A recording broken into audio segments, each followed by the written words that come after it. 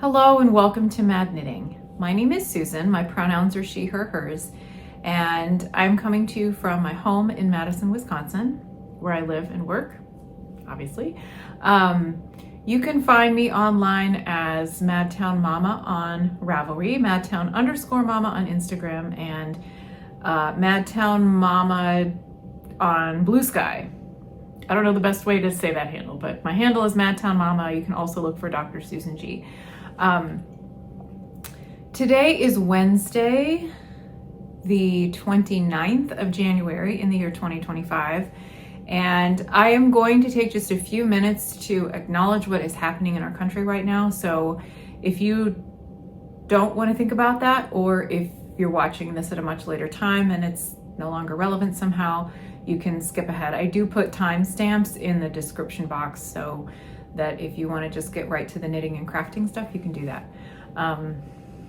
If you're new here, it's important to know that I am of the deep belief that the personal is political and vice versa. I try not to dwell on things more than necessary, but I do feel a personal responsibility to pay attention to what's going on. Sometimes it's relevant to my work, actually. And what's going on right now is affecting literally everybody. So yesterday, I mean, we're 9-10 days into the new administration, and there's already been kind of like this deluge of news, a lot of bad news. It's just chaos, like one thing after another.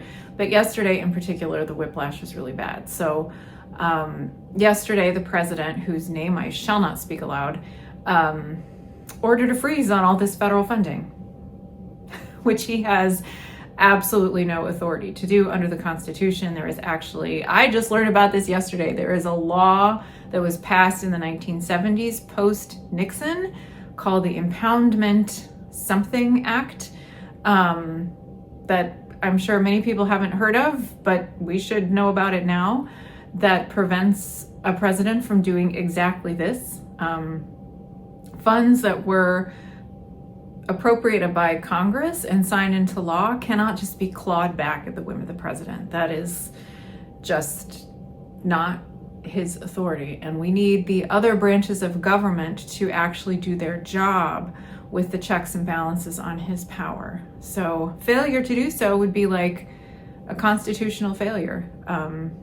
Anyway, it's been on my mind. It's been really hard for me to focus because it impacts so, like, everybody, so many things, you know, cancer research, payments to families for things that they need. It's just, you know, federal grants that keep cities running and infrastructure programs going. I mean, anyway, it's very distressing. I've been getting texts from friends of mine who are very worried about what's going to happen, because their jobs are centered on these projects that the federal government funds that actually helps people get things like housing and research and things. It does affect my work too, although not as deeply. I work for a nonprofit, and we do not currently, we're working with a couple of small federal grants, but nothing as impactful as what a lot of other people are seeing. So what I want to say about all this is that I am still trying to figure out where that balance is between staying informed, understanding what's going on, and then just being completely overwhelmed by all the bad news. So the internet and social media landscape right now allows us to just pull in so much information, which is really good at upping your anxiety levels and making you feel like you know what's going on, maybe being overly aware of what's going on, but that doesn't actually necessarily impact what we can do to change it, or, you know, change what we're doing from day to day necessarily. I mean, unless your job is directly impacted and you're in crisis mode, but I'm talking about like just as a citizen, just as a, you know, citizen of the world, right? And in this case of the United States, how do I keep that balance healthy for myself is a question I'm asking. And I wanted to say too, I mentioned that I'm on Bluesky. I just joined a couple weeks ago. I have been fairly active there, found a lot of new people to follow, unfollowed a couple people who I realized right away were creepy. Gotta watch out for that. But the thing about Bluesky is that, you know, it has a feed that's much like what Twitter used to be. So there's no like hierarchy of stuff that you post, at least the way I do it. I haven't figured out the starter packs and the different feeds and stuff yet. But on Instagram, where I still am for now, you know, you can post to your grid, which implies a certain significance or something personal about what you're posting there. And then there are the stories, which will disappear after 24 hours unless you save it to highlights. But that's just a good place where, like, if you want to repost things that other people have, or share your thoughts on something, or you're having a ramble or whatever, like, you can put it to stories because it'll disappear, it won't be relevant anymore, and it's easier to skip those if people aren't interested. But in Bluesky, everything shows up in equal importance. So if I share something personal about what I am doing or a picture of what I am making, that's going to show up just the same as when I repost something somebody else has, like a really good take by a pundit or commentary on something going on or what have you. So I'm still kind of figuring that out. I've learned that my vibe there is like beautiful things in the creative space and like stuff that I'm mad about. And I think that just kind of sums up where I am in my life right now. I'm angry about a lot of things, and honestly, that's fueling me, that's keeping me going, but I'm also making a lot of things and trying to maintain a balance that way. So in conclusion, the reason I'm saying all that is because I'm not going to give instructions here. I'm not going to tell you how to live or how to respond to what's going on, because that's different for everyone. But I will say that for me, I'm still trying to find that balance. I do call my senators. I've called them like 3 times this week for about 3 different things. And I do think that's important. It doesn't take very much time, and they do like tally up why people are calling and like what side of an issue they fall on, like whether you're expressing your opinion about a nominee that they're going to vote to confirm, or, you know, the president overstepping the bounds of power like yesterday, whatever it is. It's worth the call. It's worth spending a couple minutes doing that. Anyway, so there's all that, but at the same time, I think that throughout human history, what keeps us tethered to each other and what keeps us tethered to humanity is like our own creativity, and making music and making art and making beautiful things and writing poetry and telling stories. So I see no reason to stop doing that. In fact, I think that is more important than ever. And I think that's going to help me out through this time. So I'm going to keep making these videos, and I'm going to keep making stuff and telling you about it. And that's my intention. So let's get to the knitting. I'm going to start by telling you about what I am wearing. It's a mild day today in Madison. Quite a contrast from our deep freeze of last week. They even canceled school because it was so cold. I have a vest. This is called the Lighthearted Slipover by Clara Eggers. She's a Danish designer who seems to be an absolutely lovely person, and she has some really lovely designs. This is the spooky version, so you can tell that, you can see like the skulls and stuff.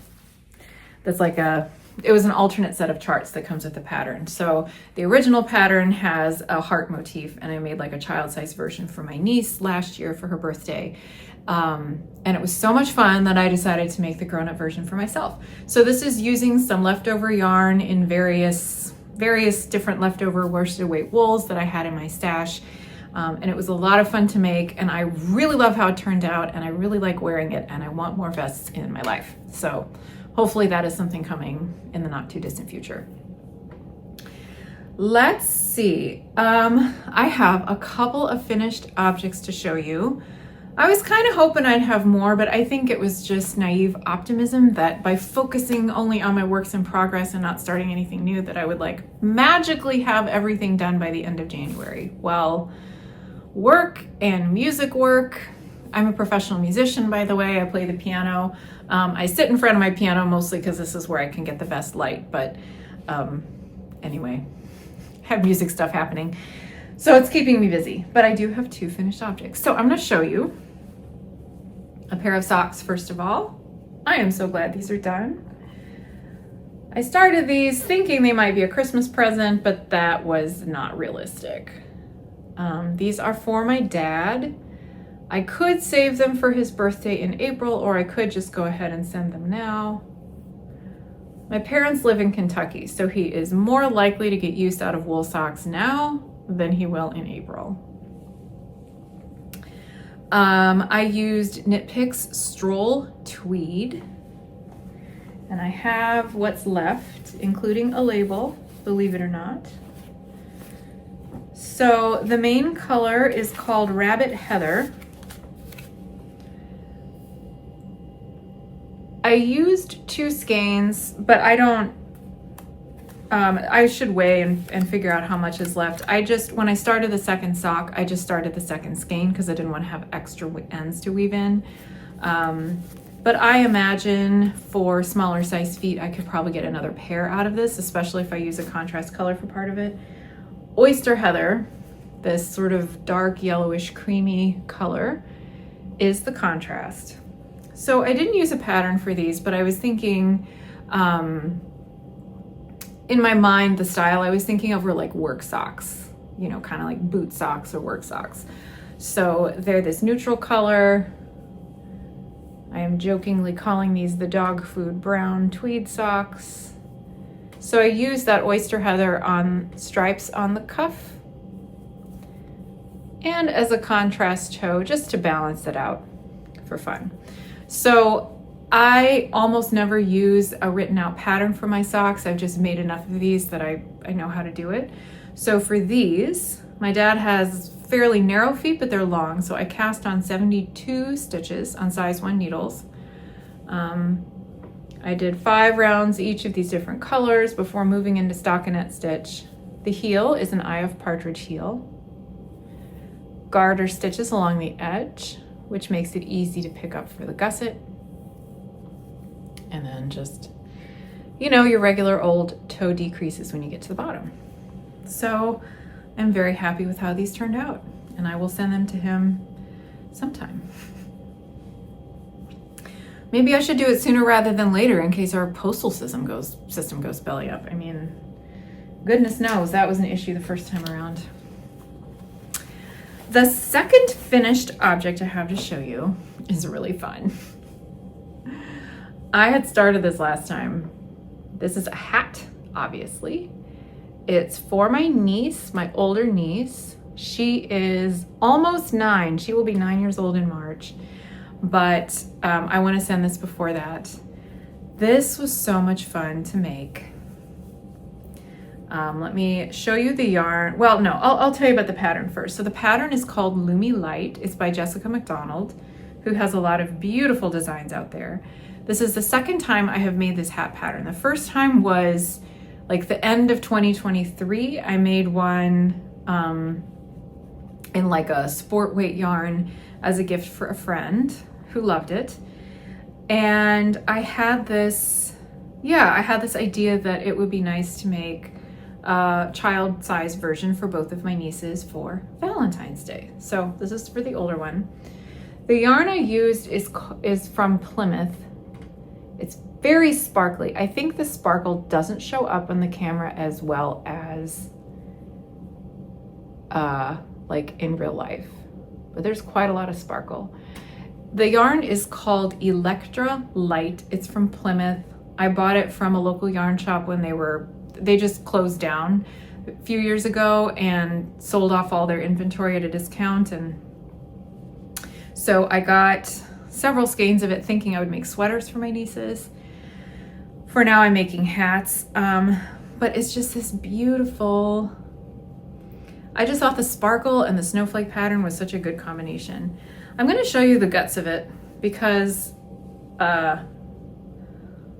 all these vertical lines here, that is all ladder back jacquard. And for that reason, I would not recommend this pattern for beginning color work unless you are feeling especially ambitious.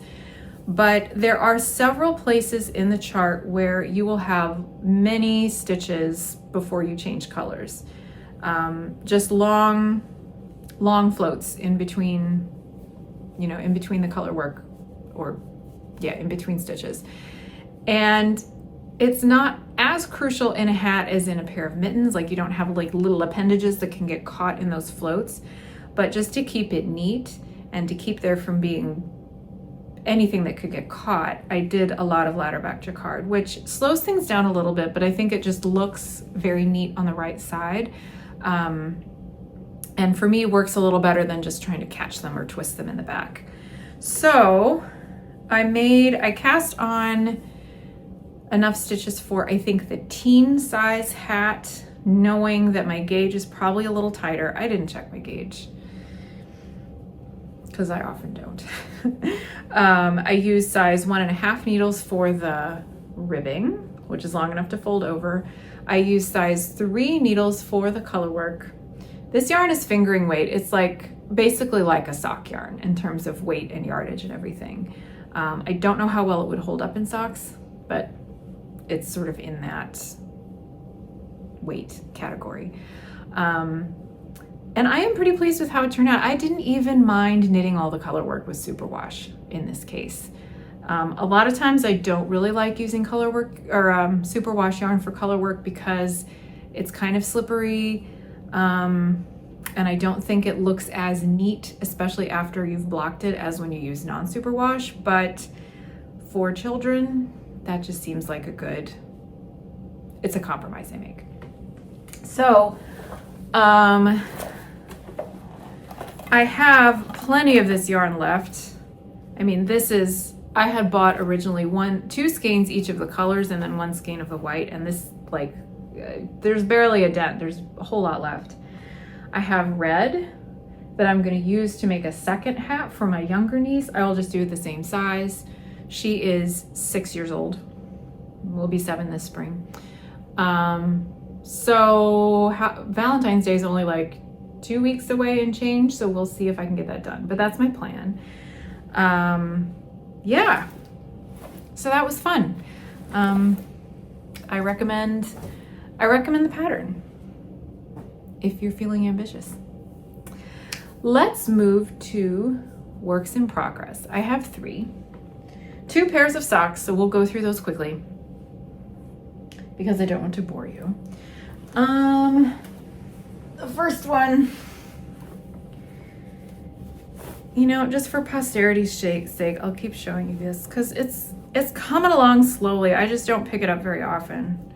This is my rehearsal sock. I have been bringing this to choir rehearsal, and when there is a long enough period when I'm not singing, which is not much, I will knit on it. So, I mean, this looks very similar to when I showed it last, but here it is. Again, I'm not using a pattern, just going from my head, using a garter rib this time because I like how it hugs the foot. The yarn is Ewetopia Wisco sock. The color is Kamalanomenon. So this was a colorway in honor of Kamala Harris that I bought at the Wisconsin Sheep and Wool Festival last fall. I have somebody in mind to give this to, and their feet are a little bigger than mine. So I cast on 68 stitches using size 1 needles, and I will make it just a little bit longer than my foot. And hopefully that will fit them. So that's that. I think as I get projects finished, I can devote a little more attention to these and they'll get done a lot quicker. If I have a lot of meetings or like long chunks of time where if I'm like sitting in a conference or, you know, not actively presenting or running an event, I tend to have a lot of time while I'm working that I can get knitting done. So that shouldn't take too long. Okay, second work in progress is another pair of socks. Again, these have been real stop and start,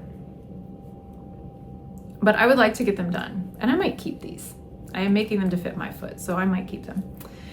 This is another pair of socks in Knitpicks Stroll Tweed. I have a lot of Stroll Tweed, and I like it for socks. I don't know how well it holds up, but I like it, and I'm like trying to use it. So anyway, and this is like really going along very similar ideas as to the socks that I made for my dad. I just have an extra color here. So cast on 64 stitches for these using size 1 needles. And again, I have the striped cuff in 2x2 rib, stockinette for everything else, the Eye of Partridge heel, and then the contrasting toe where I use the white color again just to help balance it out. One of the reasons that I'm using more colors for this is because this gorgeous, like almost a royal blue color. It's called Lapis. So it's like royal blue, but with just a little drop of purple in it. I think I have a label.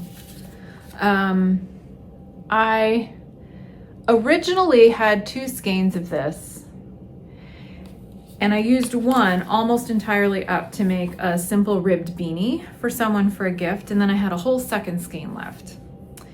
And I thought that I would use it to make a pair of socks. But since these are 50 grams, I knew that one skein wasn't gonna do it for the whole pair of socks unless I made them shorties, which I didn't really want. So what I did was just pick 2 more colors. This might be, I forget what this one is. It's like a gray heather, medium gray heather. And then this is down heather. It's a much brighter white than the oyster heather I used on that other pair. But I liked how these 2 very neutral colors go with the bright blue. So this is how, and these are like leftover from other things. So this is how I'm stretching out that one skein to last into 2 pair of socks. So that's my second work in progress. My third and final work in progress to show you today, I have a couple that are dormant. We're just not going to talk about those. Is this uniform cardigan by Carrie Bostick Hoge. And it's, man, it's been a little bit of a journey. So I know I've talked about this in previous episodes. I mean, I started knitting this like last year, maybe over the summer. I don't remember exactly when I started it, or early fall. Set it aside for other things, gift knitting, etc. And when I got on my let me finish all my works in progress jag earlier this month, I picked this up thinking, oh, I like knitting this. It's a real basic sweater. You know, once I get past the sleeve divide, it should be a like autopilot. This will be great. That was not really the case. So the pattern is from this book called Uniform, published by Matter Made. I don't even know if that's like a thing anymore, or if the URL even works, because in Ravelry, like there are a lot of projects for it, but there aren't pattern photos. It's from several years ago. Anyway, and I talked about that in my last episode, so I won't repeat myself. But the idea is that she had this basic cardigan, top down, with all these different options. So there's 2 yarn weights. There's a worsted weight and then a lightweight. I'm doing the worsted weight version. And there's different options for sleeves, like is it tapered, is it a full sleeve, different lengths of the cardigan, are there pockets or not, rib trim versus garter stitch, and there's a short row version where you have a little more with the collar. And you know, at the time that this was published, having all those options was kind of a big deal. I feel like that's a little more common now with some of the patterns that are coming out, but this was kind of new. Oh, she also has a bunch of different short row options if you want to lower the back, you know, have a curved back or a curved hem, which by this point I think looks a little dated. I'm not going to do that, but Anyway, it was nice to have a basic set of instructions for a top-down cardigan. Well, my first problem was when I realized that the raglan was way too shallow. And it's written that way. Like, I didn't do anything wrong or read the pattern wrong, but when, I did it the way she said and the measurements matched, and I'm like, wait a minute, like it wasn't even 7 inches deep. It was just really pulling tight in the armhole. So I ripped back, added length to the raglan, that was all good. Then I got going, I was just like going gangbusters down the main body of the cardigan. I added a little bit of shaping, like usually what I do for sweaters, because I don't like very big boxy oversized things, is I will do a little bit of decrease after the bust and then a little bit of increase. So it's just a gentle waist shaping, just so that I don't look like I'm a straight up and down silo shape, okay? Well, I did that. Didn't think there was any problem with it. Got pretty far down, decided I wanted pockets. So you put some stitches on a holder, save it to the back, knit your way down, and then you'll finish with the pocket liner later. Well, as I got going, I was a little unsure about the length of the cardigan and if I had put the pockets in the right place. And I was second guessing myself so much that I just decided, you know what, it'll be easier not to have pockets. It's okay if I don't have pockets in this cardigan. So I ripped back just a little bit, just to before where I had set the stitches aside for the pockets, and went on my merry way. Got to the length I decided I wanted, added the trim and everything, and then I bound off and tried it on again. And I'll put a picture in here. I don't know how well you can see in that picture, but it was like this really fitted cardigan. And like, it didn't come close to meeting in the front.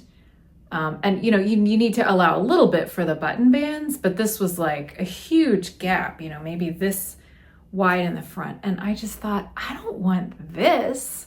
Like, I don't like sloppy and oversized, but I'm not going for super svelte here, not in a worsted weight wool cardigan that I'm supposed to wear, for every day.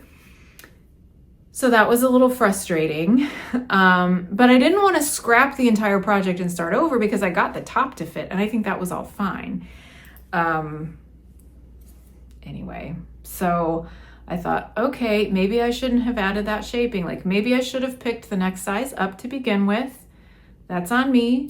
Maybe I shouldn't have added the shaping, but in any case, what I did was rip it out again to just below the sleeve divide, just past where I had done that first decrease. And instead, I added some gentle increases down the side. So it's going to be a little more of an A-line, a little more forgiving.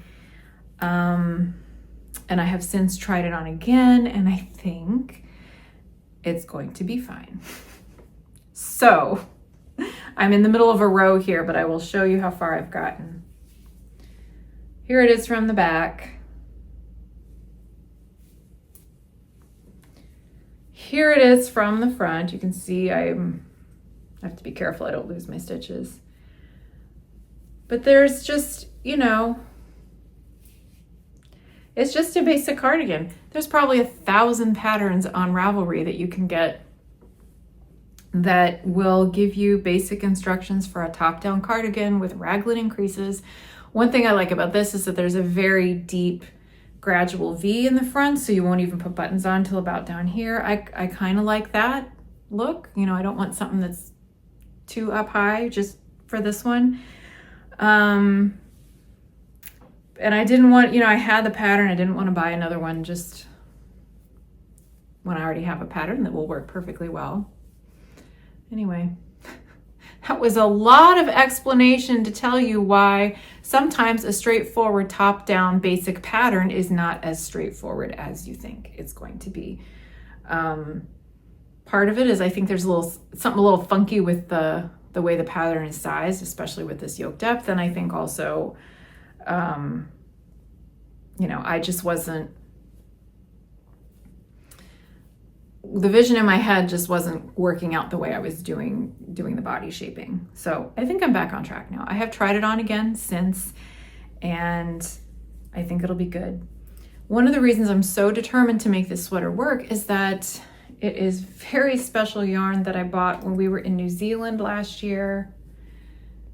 This is New Zealand wool. It is naturally colored, charcoal gray.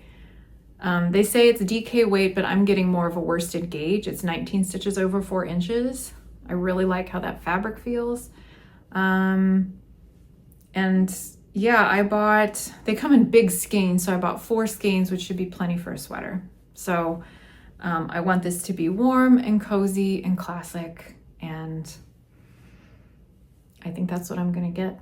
When I first swatched, I thought maybe I would use it for something that had cables, but it turns out that on this dark gray, the cables didn't show up very well. And it's also, I think it's a 2-ply.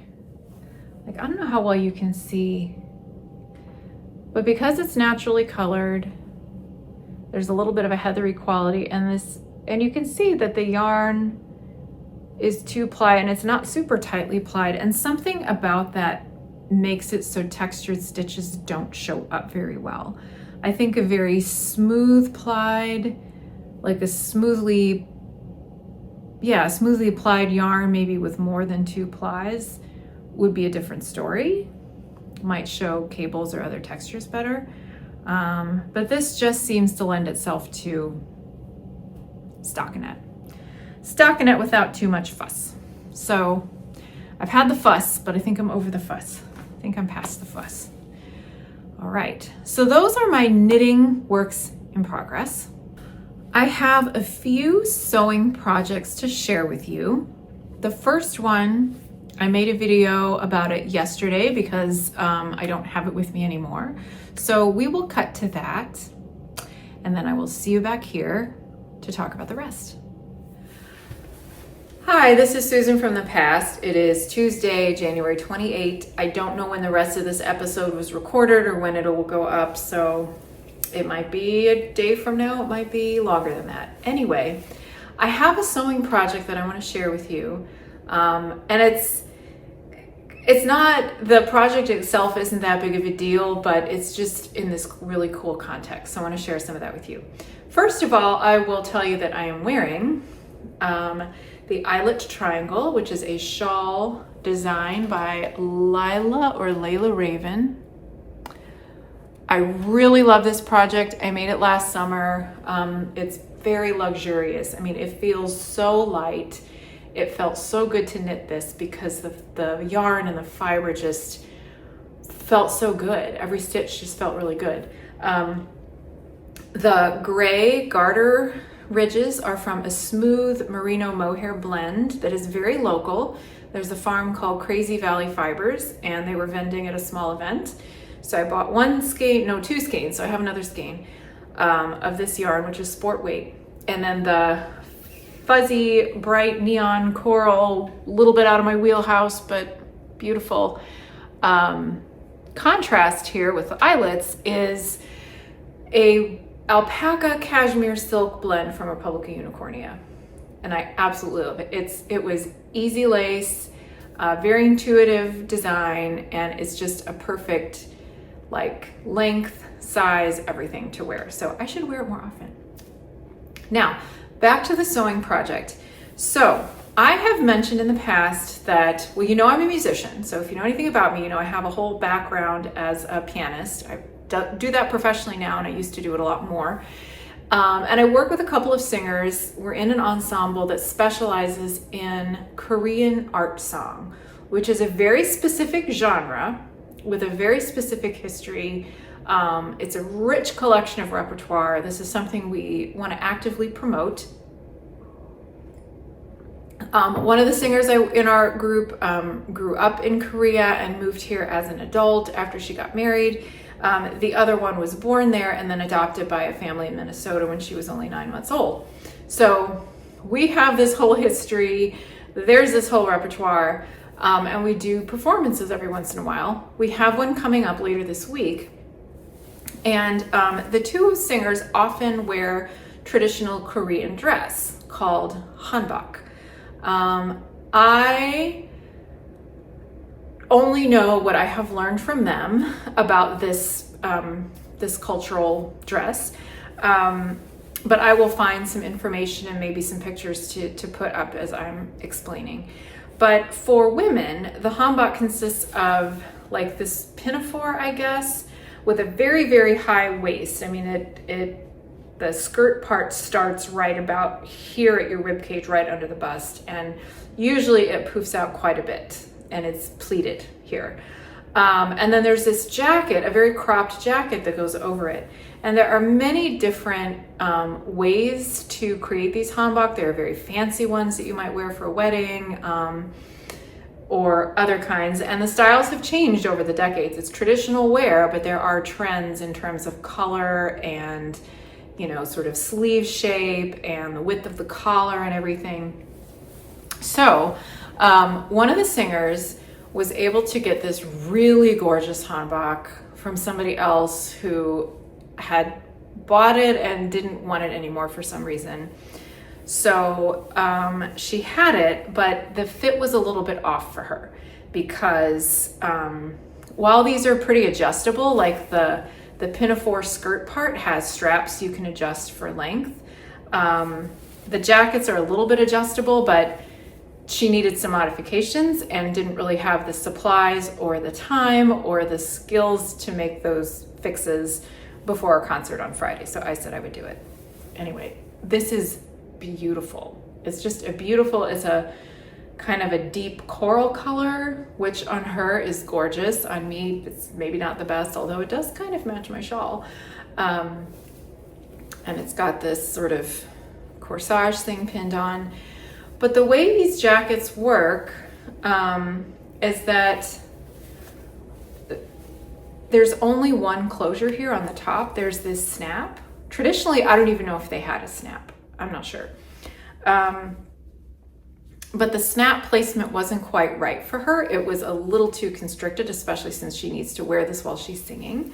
So we marked where to move the snap, and I did that. This collar kind of overlaps here.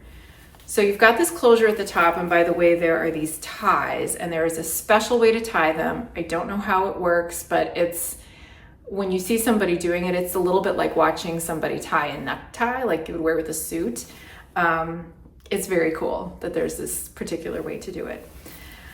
So anyway, I moved the snap, and the other issue is that the sleeves were not quite long enough. So she's taller than the person that she got this from, and when she put it on, the cuffs came like a couple inches up her arm. Like, it wasn't comfortable, it didn't really look right, and that was another adjustment to make.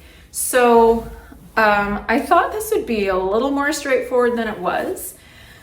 So here's one of the sleeves. As you can see, it tapers. It's very distinct in how it tapers down. I've been told that a few decades ago, the style of hanbok was to have much fuller sleeves. So you might have like kind of a balloon sleeve or a shape that came down like this, and then very rapidly gets tighter right at the cuff, whereas this is a more gradual tapering. And supposedly this is a little more modern. But there's this lacy cuff that goes on the end. And as you can see, there's a lace, this is very fancy. There's a lace overlay, there are some beads, and there's a little bit of 3D embellishment here.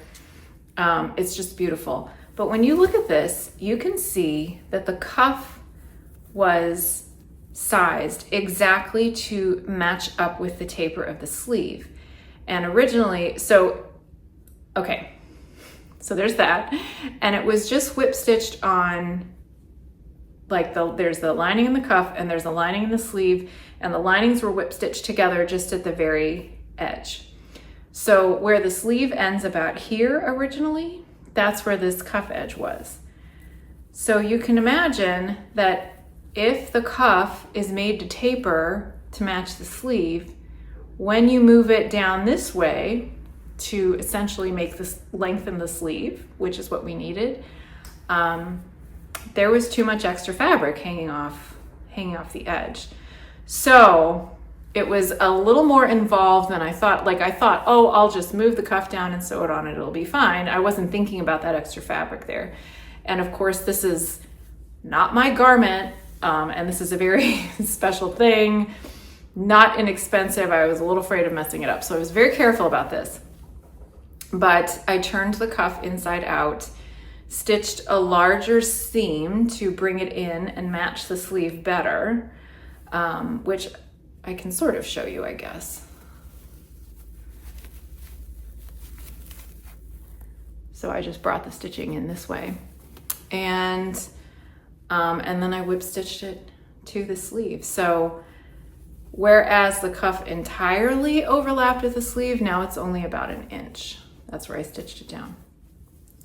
So the reason I have to show this to you now is because I'm going to see my singer friend at a rehearsal tonight, and I want her to try this on and just make sure that the fit is okay. Particularly with the snap enclosure. As I was putting it on, I noticed that there was just a lot of shifting around, and until she actually puts it on and we see how it lays on her, and whether it sort of looks right and is comfortable, if I have to make more adjustments, I want to know now before our performance on Friday. So every time I do another concert with these lovely singers, I learn a little more about Korean culture, whether it's the music traditions or the dress traditions or the architecture or the food or the landscape. There is just so much to learn, and it's wonderful. I'm so lucky I get to do that. And I feel really lucky that I could fix this hanbok for my friend so that we can perform together. So that's it. Back to the regular episode. Okay, I have 2 more sewing projects to show you. One is something for my niece. Can you tell I really miss my nieces right now? I just keep making things for them and no sign of letting up. Anyway, that uniform book that I told you about, I actually have 2. There's one that's like adult size sweaters and this sewn tunic, and then there is one called Uniform Little that has like the same thing but sized for children. So the sewing patterns were made by Greenline Studio. They're still a thing, and it's a tunic that has a couple of different options, like basically sleeveless or with sleeves, and then there's like one view with pockets in the front. So I decided to make the sleeveless tunic for my niece. I will make another one for the younger one. This is for the older one. She's really into blue and aqua colors lately, so hence the blue hat, hence this color for the tunic. But here it is. So this was a fun pattern to make. It was not too complicated. You know, this isn't normally like a sewing channel, so I don't know exactly what to say. I got this fabric at my local quilt shop. It's called Blue Bar Quilts. I love them. They are wonderful. The owner is lovely, and they're just like a very open and inclusive place. So if you're local and you're looking for a quilt shop, I highly recommend Blue Bar. And they have good advice. Like when I need help with something, like choosing a fabric or finding supplies, they are very helpful, which I'll talk about more in a bit. Anyway, yeah, so I got this there. It's quilting cotton, but it's like, it has a nice drape, and it's this beautiful plaid. So it's like a basic sleeveless top. There are facings for the neck and the armhole. I ended up, I've got a thread here. I ended up stitching the facings down on the outside, like, I don't know, 3/4 of an inch away from the edge, just so they wouldn't flip out. So it's maybe a little awkward looking on the inside, but I think that's okay. And then this is kind of a cool feature, and the adult version of the pattern has this too. It's not really a skirt, but there's this, you know, bottom layer you sew on that's actually in 2 pieces. Let me see if I can show you. That overlap a bit on the side. So it kind of creates a vent, or, you know, room to move. I think that's pretty neat. And it was fun to put together. And I got the plaids to match really well on the side seams. Sort of okay between the top and the bottom pieces. You can see there's this top stitching where that seam was. Not 100% entirely perfect, but that's okay. I did my best. Sizing is such a crapshoot. Like I have, you know, for the sweaters that I made for my nieces over Christmas, I texted their mom and dad and just said, you know, can you send me sleeve length and chest width and everything? And they did. Sewing is sort of a different ballgame, so we'll see. I was a little worried that this neckline was small, but I actually put it on over my own head, and I figured if I can get this on my head, it should be fine for her. So that is that. And I'm gonna make another one in this bright pink color, and when that's done, I will show you when it's done. Okay, my last project is something that has been in the works for literally years and years. I shared about this, I think, last summer probably, because that's when I put the whole top together. It's a quilt. So some of this may be review, but if you don't remember or haven't been a regular viewer, let me tell you the story. This is a quilt. It's pretty big, like maybe almost a double size, like full size quilts, maybe not quite. I didn't really intend it to be that way.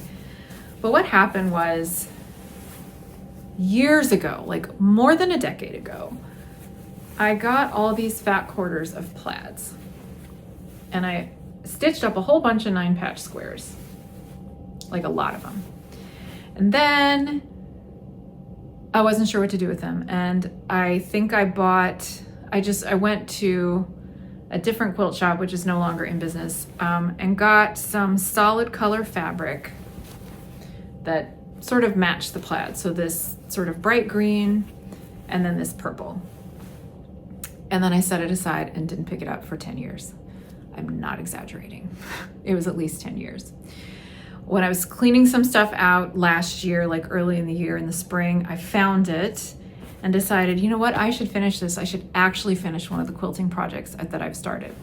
So I found a whole bunch of other scraps and did these kind of freestyle trees using a tutorial I found online. This was inspired by Susan B. Anderson, who's just wonderful in so many ways, but she does a lot of quilting that she shares on her Instagram and social media. So she had shared this tutorial and I made a whole bunch of trees that sort of kind of go with the plaid squares, but you know, it was kind of like if I use a lot of different colors, then how much they match matters a little bit less. So I did all those. And then I wasn't really sure that both the 9-patch squares and the tree blocks would be enough to make a whole quilt. So I go to Blue Bar, this was last summer, and picked out more fabric to use to kind of do strips and sashing in between the blocks. So that's what these greens and blues are. So, and I can't hold up the entire thing right now because I have a quilting frame in it because I'm hand stitching it, but you get the idea. You know, it's kind of like window pane, sort of alternating 9-patch and these trees. Well, by that point, how many different fabric shopping trips have there been over the past like 12 years for this one project that, you know, honestly, I'm not as in love with it as I was when I started, but I really want to get it done. I went to get backing for it. That was another shopping trip. And I just thought, I don't want to pay a professional to quilt this because that's going to be hundreds of dollars that they absolutely deserve for the labor and expertise that goes into that. But I'm not ready to pay that for a project that I don't just love. So I got pearl cotton in blue and green to match these. And I am slowly but surely hand quilting this motherfucker. Along with the ties. I put some ties in at the treetops. And I will get this done. Hopefully by the end of this year. You know, I'm not gonna make any big ambitious pronouncements about when it'll be finished. And I'm sorry, I'm looking around trying to find a place where I actually have stitching done. So what I'm doing is just like stitching about 1/4 inch away from the edge of the fabric. So with the blue thread, I'm doing this in all the blue squares. With the green thread, I will go, these green strips are the length of the quilt, vertical length. And I will do the same thing, 1/4 inch from the edge of those green strips. That's my intention.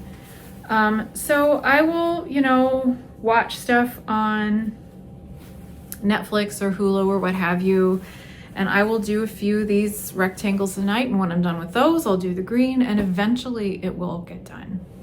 But one thing I wanted to show you, I have all these sewing needles, but the pearl cotton I'm using is kind of thick, so you need a needle with a big enough eye to get the thread through, and it also needs to be strong enough that it can go through these layers of the quilt without just bending. And I had like one needle, of all the many needles I have, I had like one that was big enough to handle it, but it was like dull as everything, or just the wrong kind, I'm not sure.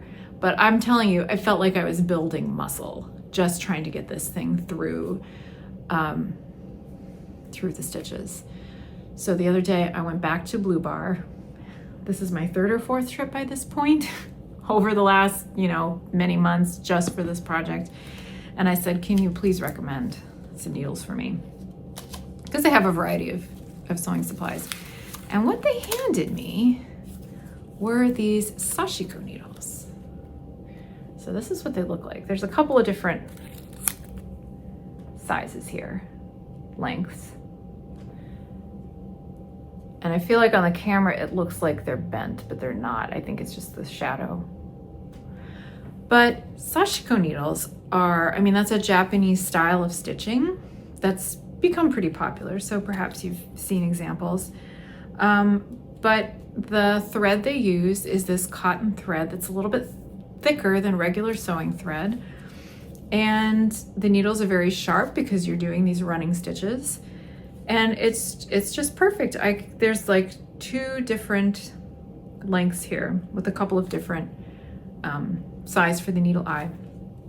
And it's been going so much smoother using these needles to do the stitching on this quilt than it was. So definitely worth the purchase. I think that package was like $4 and there's 6 needles in there.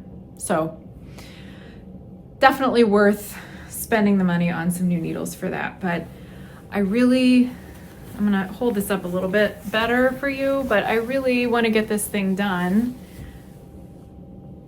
Is this the most beautiful quilt I could have made? No, not really. But I don't know, I'm at a point in my life, I'm middle-aged, I have all this stuff, like I need to finish the things that I've started. I think that's just something I need to do. So anyway, it's kind of a longer episode. Thank you for sticking with me. Stay strong, listen to music, make art, make things, and take care of yourselves. I will see you next time.